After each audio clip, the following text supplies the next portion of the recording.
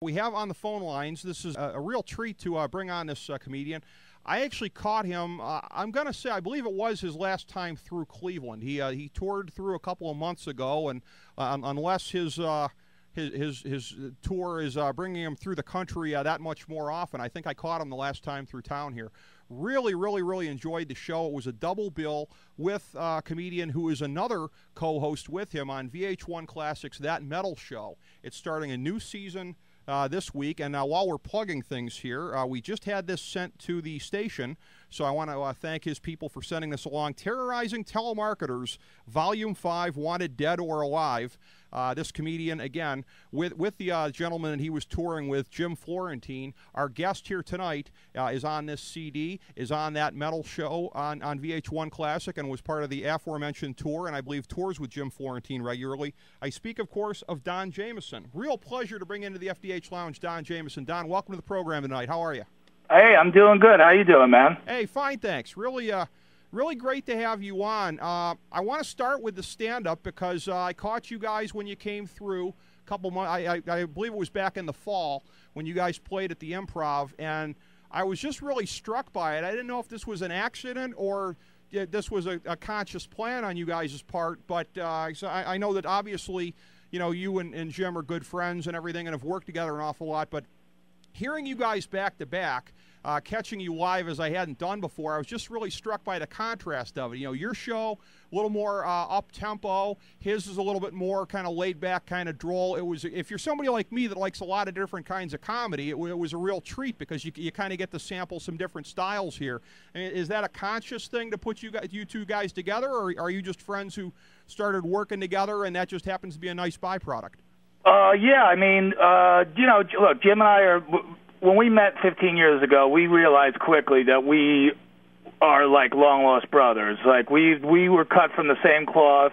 You know, we both, you know, grew up in New Jersey. We had mullets. We listened to heavy metal and, you know, did then and still do think farts are funny and always will be. So we always had that in common.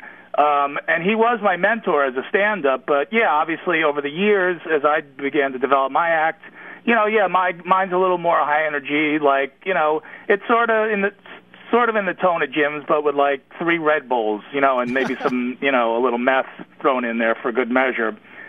And Jim's a little more dry, which is cool, and it makes the comedy show more enjoyable if you got 2 different styles, you know, 2 or 3 different kinds of comics on the show. It's better for the audience, so.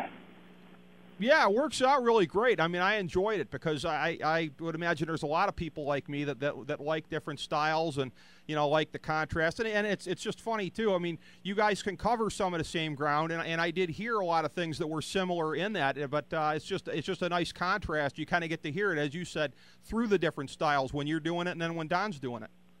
Well, Jim, yeah. Well, the thing is, it's, you know, every comic, it doesn't matter what kind of comic you are, every comic talks about the same 3 things, basically, you know. Yeah. They talk about, you know, their relationships, they talk about their family, and they talk about, like, their life, just their daily life. So, you know, there's not a lot of ground that hasn't been covered. It's just sort of how you approach it, you know. So while we might both talk about what complete and utter failures we are in relationships with women, which we both do and we both are, you know, he'll take it from one angle and I'll take it from a different angle, just based on personal experiences, you know. So, you know, that's, you know, when you write a joke, hopefully you try to come up with your unique spin on it, you know, because any comedian could go up there and tell 20 minutes of airplane jokes because they're easy.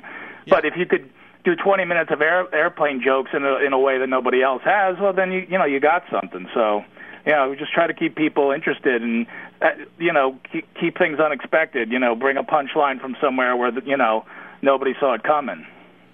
Oh, yeah, and there definitely were a lot of moments like that. I really enjoyed myself tremendously when I was catching you guys there.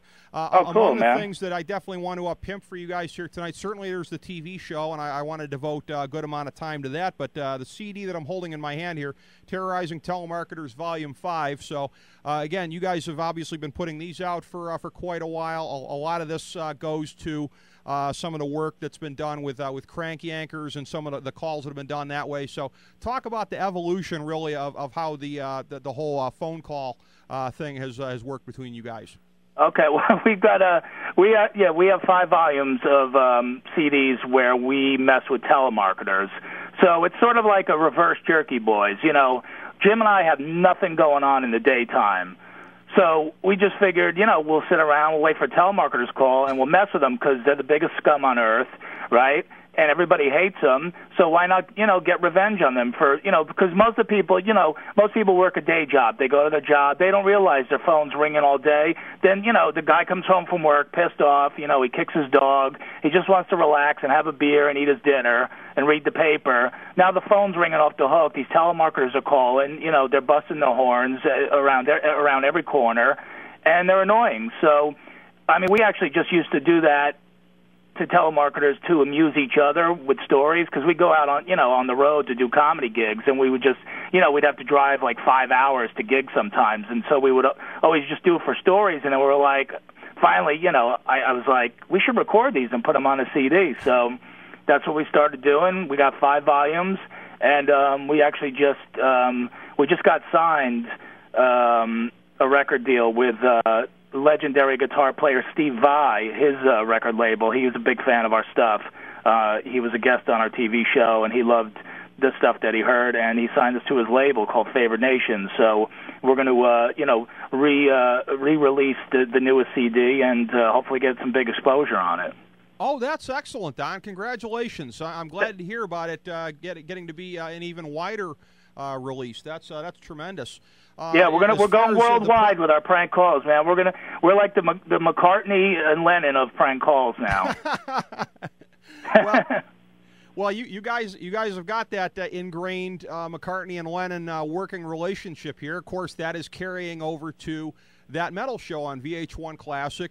Season 3 will be starting this week here. There were people who, if you were watching a lot of cable TV, as I was over the weekend, you were able to catch the marathon that was on this past weekend to kind of get you up to speed for it here, for those still unfamiliar with the show. And it was, and I've seen a lot of the ones before, but it was great to watch it again. I particularly loved watching the one with Geddy and Alex, because Rush is my favorite group, so it was great to see them on there.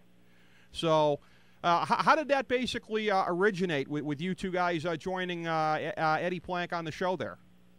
Yeah, well, I should say it's season 4, and it's going to debut this Saturday at 11 o'clock Eastern Time. 4, yeah. So please watch out for that with special guest Dave Mustaine. And I agree with you, the Rush show was a great show. I think one of the misconceptions about Rush, whether you like them or not, is that they're this real serious band, like they have no sense of humor. They're just, they're Canadian, they're cold, they're not. But they really are funny guys.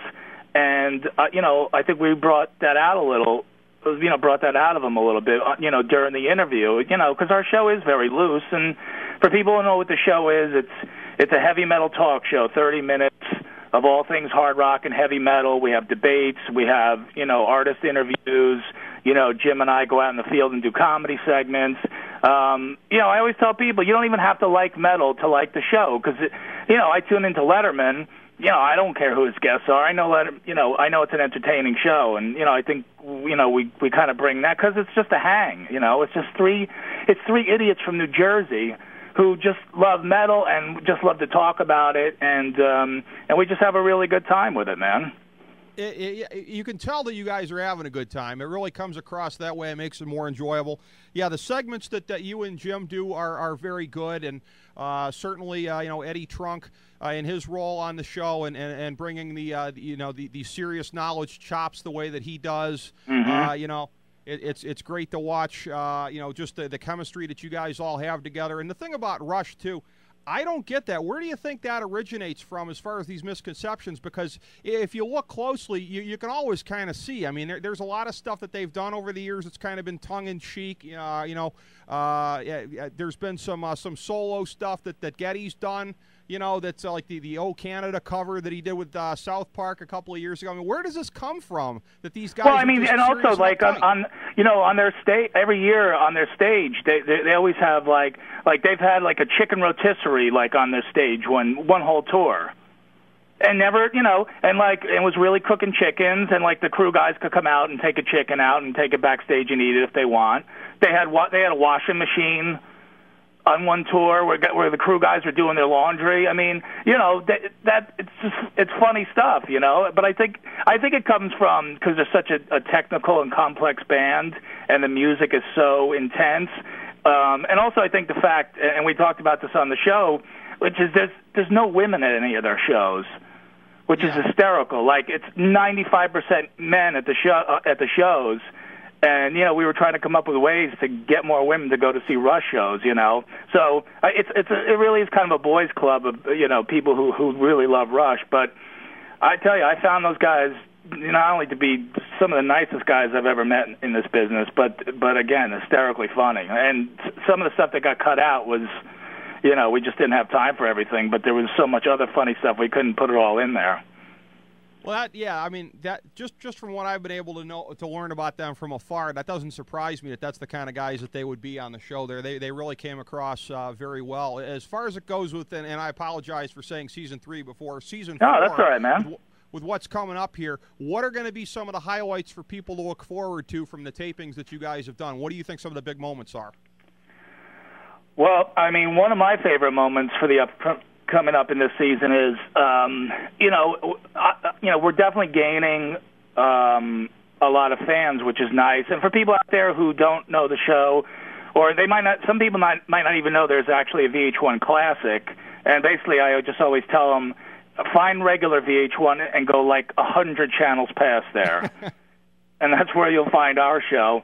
But yeah, we have a very loyal following. But now all the bands now watch the show. And we even had this guy, Kirk Winstein. He's in a band called Down, which is a great metal band. Kirk, he's a huge fan of the show. We met him over the summer over in England when we were shooting stuff at this heavy metal festival over there. And he's like, I love the show so much, man, I would get your logo tattooed on me. And we laughed about it. All right, he had a few beers, maybe.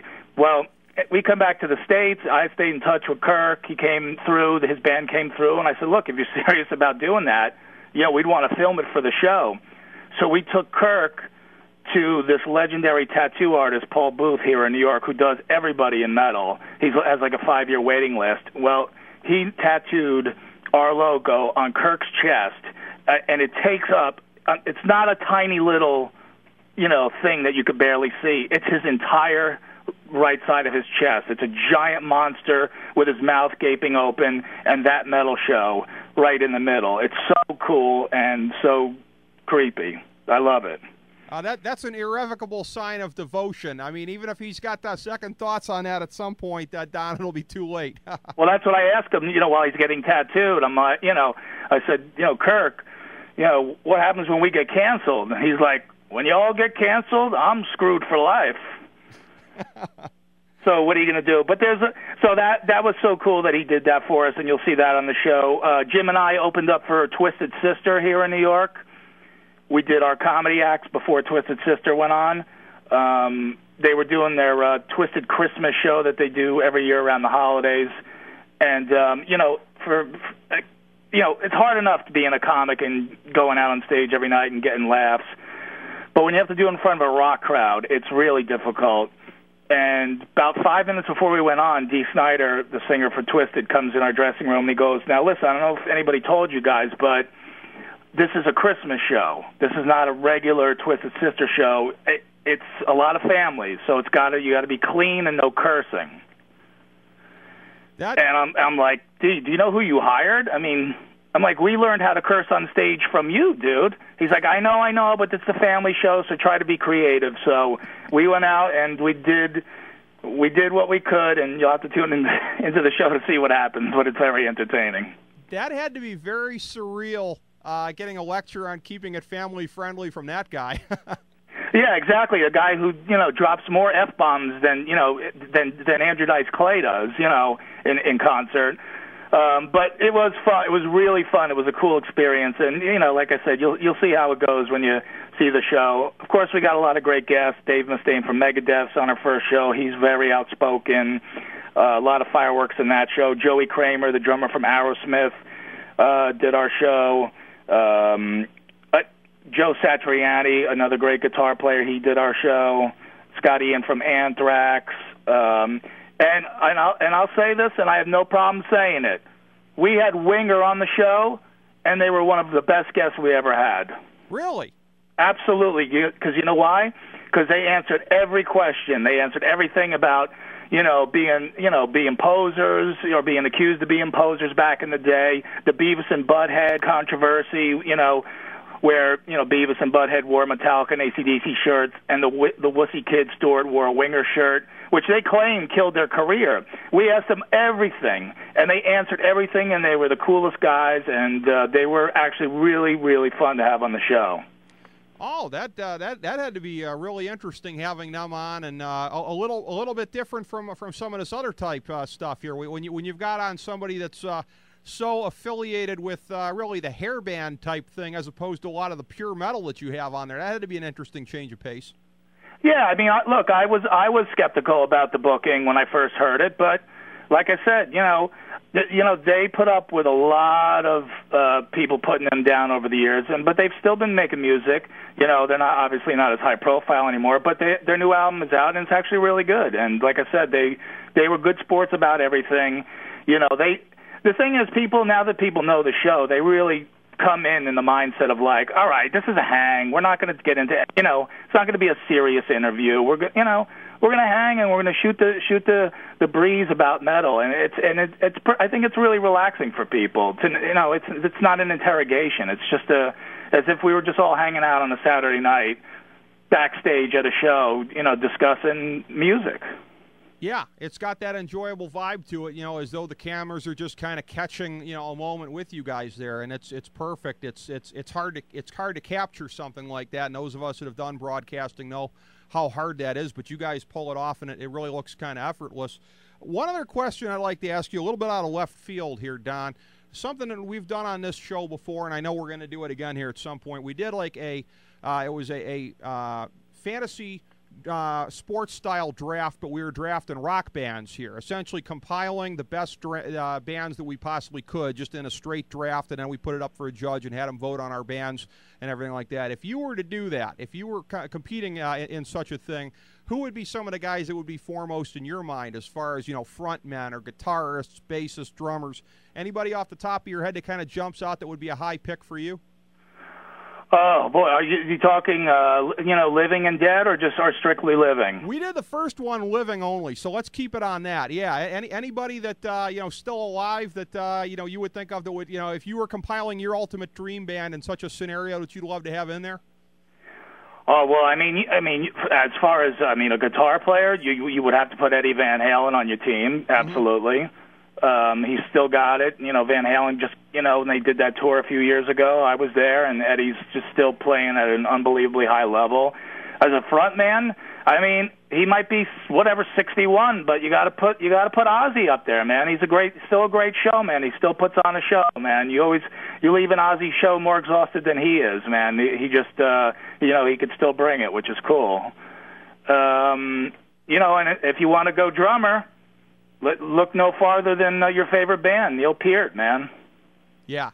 Absolute monster on the drums, really, and he's like the Peyton Manning of drumming. He's so focused and locked in. He's virtually unbeatable.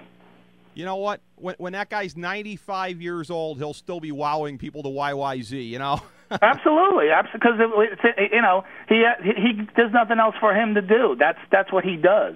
He's a really bright guy, and he writes books and stuff, but yeah, you're right. At 95, he will still be hitting those skins. He is incredible. Well, yeah. I wasn't able to draft him for my team because we had a rule, only one person per band that we were able to take, and then you couldn't take the same person that somebody else did. If I could, I'd just like to get you to critique my team because it came in second place. Okay. Here's what I had. I had Geddy Lee on bass, Steve Smith on drums. My two guitars were on one guitar I had Steve Vai, and then Scott Weiland was my front man, and then there were two wild card picks. I had Eric Johnson, and then just out of left field, Donald Fagen. So your thoughts on that band? I think you have a good variety of people in that band, absolutely, and of course they're all top-notch musicians. My team would be a little more metal, okay. But I like the variety. See, my team would be more metal, but it would also have variety. So maybe I would have a Kip Winger in there alongside Lemmy from Motorhead, Dave Mustaine from Megadeth on guitar. You know, I'd mix it up, you know, with the different styles of metal, because I like all types of metal, and I'm not a metal snob. I don't like just one type of metal, you know. Well, it was funny because our senior editor ended up putting together a team that had Joey Jordison and Bootsy Collins in the same band, and we were kind of laughing at him like, yeah, I'm sure that's going to be real cohesive. I'm going to see Joey next weekend, man. He's going to come out to Chicago and hang with me at some gigs. So I'll try to get a report on how he thinks him and Bootsy would do, and I'll give you guys a call back. Please do. I'd love to get your thoughts on that. There's a question out of left field for the guy. Yeah. Hey, Joey, I know I'm going on stage in it, but what do you think about you and Bootsy Collins doing something? Think on that. I'll be back in 45 minutes. Oh, excellent. We got our senior editor coming on in the next hour. I'll have to tell him that. That's outstanding. But you know, it's as you said here. We've got the CD that we've been talking about here, Terrorizing Telemarketers Volume 5, and again, congratulations on your deal for wider distribution of this series here. Really glad to hear about that, Don. Of course, That Metal Show on VH1 Classic, starting its 4th season, coming up here this week. You are constantly touring the country with Jim Florentine a good chunk of the time. We have a link to your website here tonight up on our homepage. It's donjamieson.com. We have a link to it here. So anything else we can plug for you? That's it. You know, all information. There's a lot of cool stuff to announce coming up soon. But, yeah, you can get all at donjamieson.com. And, dude, I really appreciate the support, man. It means a lot. We're big fans on this show. We really are, Don, and we'd love to do it again sometime here. Best of luck to you. All right, and go Jets. All right. All right, go Jets. All right, take care, Don. Don Jamieson, everybody, a professional comedian, co-host on VH1 Classic.